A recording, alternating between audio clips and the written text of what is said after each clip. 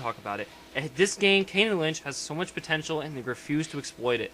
I played the first game. I bought it. The reason why I bought it because I was at GameStop and it was $10, bottom line, and it was low spec, and I was like, all right, I'll give it a shot. That's why I played Kane and Lynch 1, and I looked at it, and the story was great. It was dramatic. It had all these good elements in the story narrative part, okay? But they failed in the gameplay. Was trippy, and some of this other stuff was wrong, but the characters were good. The characters were like these mean, hardened criminals, and they had to do like good things. So I think that they have so much potential with this group, and what they really ought to do is focus on the scenes that were great in that game, like when you were robbing the bank, trying to steal the items for Kane's stuff. That's what the stuff that was good. You're working together as a team. You can if they can make a game that's like a bank robbing game where you go in, you pull off heists, and you have to work together as a team. Their online stuff scrape the surface with their online being, oh, you can go in and you can do things like, you can work with your team to steal the stuff, or you can kill them at the end. These elements, they can make such a good game. I think just look out for Kane and Lynch Deadman 2. I'm going to be so disappointed if it's... I know I'm going to be disappointed. I'm going to be really disappointed, but there's a great idea for a game in there. It's buried in there.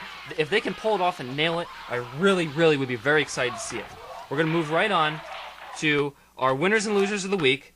All right, I'm going to go first real quick. My winner of the week is going to be Electronic Arts and their decision to take Medal of Honor to the next level and bring it to the modern era. Yeah.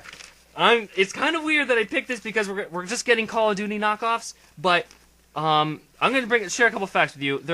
They want to bring an authentic war experience. They want to focus on the character themselves, the soldier themselves, which is something that we've been missing. It's been all about the fighting and the death and all this stuff. And, it's really cool, and I think that's so interesting. So they want to tell a soldier story. You're going to see a lot of stuff. You're going to see a lot of... I'll read you a clip from the article I got off. They're bringing in... EA's enlisted EA Dice as a reinforcement for Medal of Honor's multiplayer, which seems like a great move because they pulled in a lot of stuff. And some of the elements in Medal of Honor that were really, really strong. And the things in Medal of Honor that I really loved, I really think that this could be a great game. So that's my winner of the week. Just a little fun fact for you. I don't know, did you guys know this, that the first Medal of Honor game the first ones were based on Saving Private Ryan? Did anyone know that?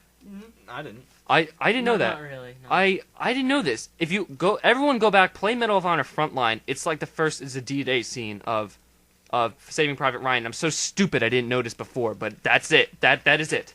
All right. My winner for the week is Infinity Ward. I just found out the other day that they finished the patch to remove the Javelin glitch, the Infinite Care Package glitch, and of course the glitches that people have already found. They're in certification with Microsoft and PS3, so I'm glad that they were able to fix this so quickly and address it as such. Great move. My loser for the week is the Australian government, and I'll tell you why. It's not that they're bad, but their rating system for games is kind of annoying.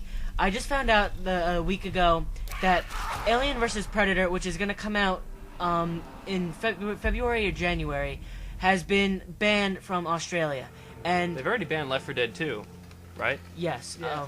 The company who's making Aliens vs. Predator has denied to make a censored version for Australia. Why should they? I know they put. We have enough problems with ESRB. Why should we compensate any more? Yeah. I mean, it's not that. It's just like. I think that they probably did that because I watched a video where one of the predators took off a human skull and used it as a trophy. I feel bad for Australian people because they won't be able to experience that game, and it's just upsetting to me as a gamer to not be able to have some of the fun that I always wanted.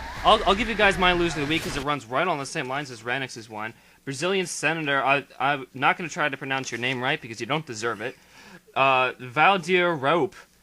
He made a bill in Brazil to outlaw offensive games. He's got a penalty of 1 to 3 years imprisonment for committing an offense for the playing, distribution, or ownership of games that are deemed offensive. I don't know the conditions on this, but I definitely know it's not good, and especially in a progressive nation like Brazil, it is really a step in the wrong direction. This guy's a total loser. I'm going to get you a picture of him. I read this off of GameInform.com. I was appalled. So let's move on. Winner and loser. Chief. All right. I'm just going to jump in and sorry, 10, because you called them your loser last week, but I'm going to say Activision Blizzard. I'm going to say they are the winners. You look at Call of Duty Modern Warfare 2, 4 million copies. Like, what the hell? Like, that's ridiculous. Like, that's the first day. Yep. The first day. Most games don't even get, a million in, their lifespan, alright? That's incredible. And then they have that great revenue coming in, and then they have World of Warcraft money coming in every single month, alright? They could probably solve the debt crisis off the video game industry alone. I know. They should divvy some of that up. They're one of the most Send a couple checks to me. I need it. They're one of the most successful video game publishers. They have a tremendous amount of money. And give back to the players. They're Yes. really holding out in these tough Definitely. economic times. And I'll just go right into my loser, Sega, or if you want to consider them also, I'll throw the Sonic team in there too. What the hell happened to Sonic the Hedgehog? All right, he used to be one of the greatest, And yeah, that was the shit. I remember that stuff. I know he was one of the greatest, game characters that everyone would remember. And now, we've had Shadow the Hedgehog, which was just. Oh my God! Let's not turn Sonic black and give him a gun. And then they were like, all right, let's take a step in the right direction. We're gonna go back to the old school days. We're gonna go sort of 2D and everything. We're gonna make it great. And then they added a werehog. A werehog. What is that? That sounds like a toy. I don't have the specific quote, but I believe it was the vice president of marketing for Sega, or Sega of America. He basically said that, he understands the people's complaints about the games, but kids are still, interested in them, so they're just going to keep making these games this way. And honestly, that's just ignorant. That is the wrong way to look at anything. Exactly, so they're my loser. Alright, so my winner of the month is Blizzard. Month. It's only been Who a week. cares? It's only been a week. I don't care. Weekly show. Winner of all time. How about that? So, well, my winner of the week would be Blizzard, but not for the same reasons. Blizzard recently released some news that they've made headway with their Diablo 3 program, and its release date has been bumped up. Its release date has still yet to be announced, but it's sooner and it's better, and that's amazing because for us Diablo 2 I didn't know players- that. I'm psyched. Yeah, I thought I heard something about it. I'm glad. I'm tired of the Klingons. Yes, Like, for those Diablo 2 players out there, this will probably make you jizz yourself at least 4 or 5 times before this finally No, I comes did. out. All right. So that aside, loser of the month, Nintendo Bomberman. All right. How many of you remember that little cute pink white? I do. remember Bomberman Yes. 64, Bomberman Hero, and Yes. 64 Bomberman days. Act Yes. Yes. Yes, Bomberman. Got The little powder puff that Love threw the exploding multiplayer. balls at you.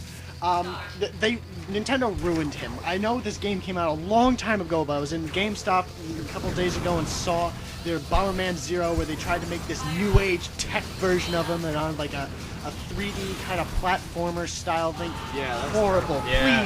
Please stop destroying ancient game icons of awesomeness. Not that ancient, Exactly. but yeah. But that's an icon of all.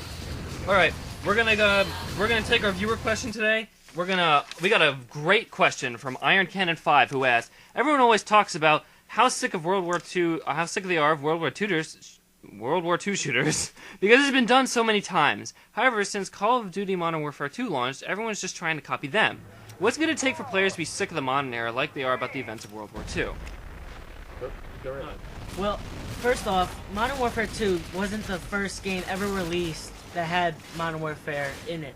It was Modern Warfare 1. Yes!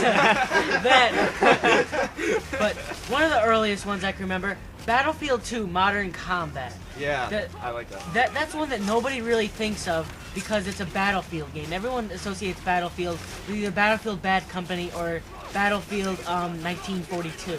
I don't. Star Wars, though. Yeah, Star Wars. So, I mean, Modern Warfare will eventually get tired, but I think we just reached the peak or the climax, as you will. Yeah. And I believe that we still have many years to come. All right, I'm just gonna go ahead and say that what will it take for people to get sick of Modern Warfare? More games. All right, that's what it's gonna be. If you keep making Modern Warfare, eventually people are gonna like, all right, I've had enough Modern Warfare.